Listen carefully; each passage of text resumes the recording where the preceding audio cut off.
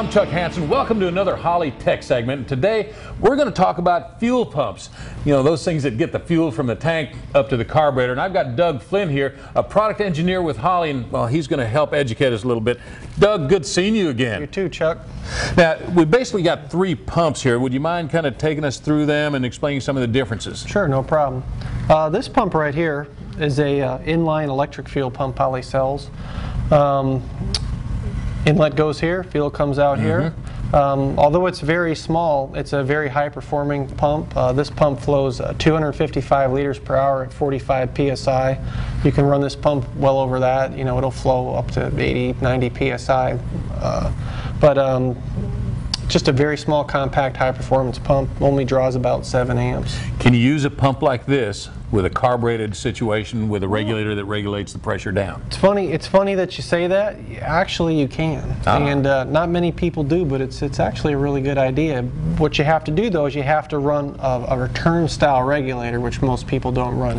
You can't deadhead these regulators like a normal carbureted fuel pump. But if you ran a regulator that runs at 6-7 psi and has a return back to the tank, you know, this thing will support with a carburetor. It'll support 800 horsepower. Wow. Are you kidding me? No, I'm not kidding. 255 liters? Yep. Well, I don't even know what that is in gallons. Well, actually, if you run it at 6 psi, it flows probably closer to 280, 290 liters per hour. Wow. So even though it's little, it packs a big punch. That's impressive. Now, this is an electric pump here. I see the electrical connections. What do we need in terms of power requirements here? This pump only pulls about 7 to 8 amps.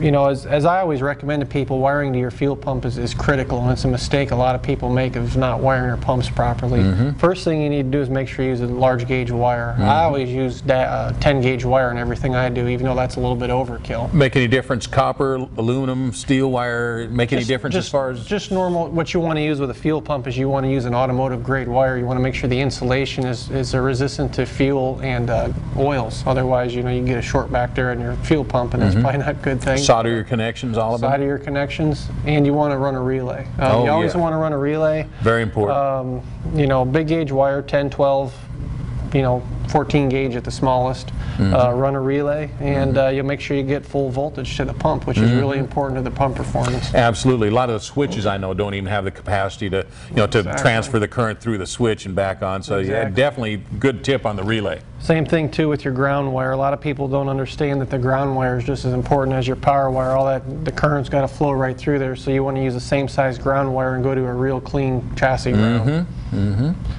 So cool. Now this is a pump I'm really familiar with. I've run these for years myself. Yeah, it's a good old Holley blue pump. There's thousands of those out there, you know, powering drag racers and street cars and everything in between.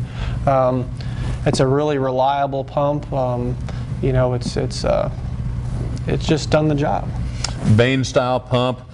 One of the problems I hear about most, and hearing literally about most, is the noise one of these things puts out. Well, that's probably, if there's one complaint, a little bit of a downfall to some vane style pumps, it's the noise. Vane pumps are just inherently a little bit louder than some other designs. Well, now I'm sure there are things that a person can do to kind of, you know, decrease the amount of noise that's transmitted up into the car. Yep, sure is. These pumps come with a little rubber isolator. If you just mount this steel to seal to your body or your frame, it's going to transmit a lot of noise and vibration in your car. If you use that rubber isolator in there, it really helps a lot. So that's something you need to do. Now, on the other side of the argument there, I've also heard from a lot of race car guys that say, you know, it's kind of comforting, you know, to know that when you hit that switch, you can actually hear the pump kick in. Right. You don't want to, you know, something like that isn't going to make the noise, and you're going to go, is that pump really on? And you know, sometimes if you can hear your pump, maybe you don't have a good enough exhaust on your car too. That's true.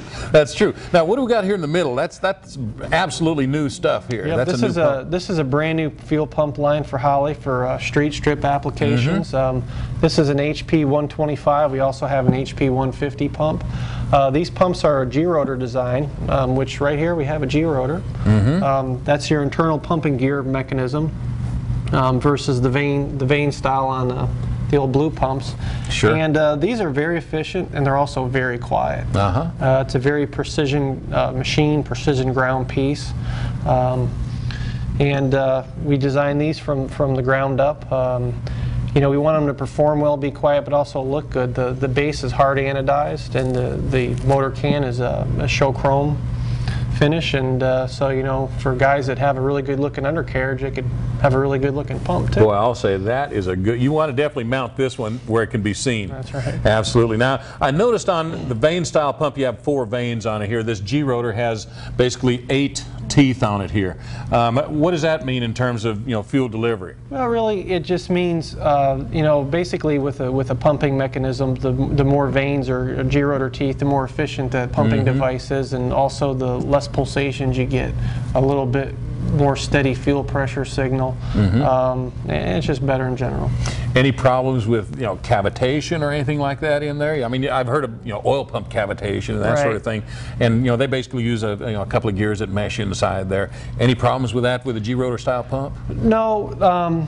You know, the main thing with either of these pumps, they both pull vacuum. Actually, that's where one way a vane pump's just a little bit better. They pull a little vacuum a little bit better. But with any fuel pump, you want to make sure you got some level of gravity feed to the pump. You know, you don't want to have the pump up on your roof or something like that. But pretty much anywhere you can mount this on a car, it's going to have a good enough feed for the pump to pull. It's going to pull enough fuel out of there. Yeah. But you still want to make sure a couple of things: what you mount it as close to the fuel tank as possible, and if at all possible, below the fuel tank, so you get a little bit of that gravity feed. Yeah, you want it below or at the fuel tank level, ideally. Anything else here? What about filtration? I know that filtration is pretty critical. Right. Well, the other thing about a G-rotor is it's not as good as passing large particles as a vane pump. So you always want to, even with a vane pump, you can get that thing locked up with trash too if you have a rusty gas tank or something. It's always a good idea to run a pre-filter to the pump, you know, like 100 micron or so filter on the inlet to any kind of pump. That really helps out pump life, and like I say, you got a rusty tank or some debris in there, it could lock the pump up and cause you a problem. Sure. Now you probably also want to add another high flow filter downstream from the pump between it and the carburetors. It's a good idea to run, you know, maybe a 40 micron post filter with the carbureted stuff, just to make sure you don't get any trash in your needle and seat in your carburetor. Fuel injection, usually will run a 100 micron pre-filter and then a 10 micron post filter on an EFI pump. Okay.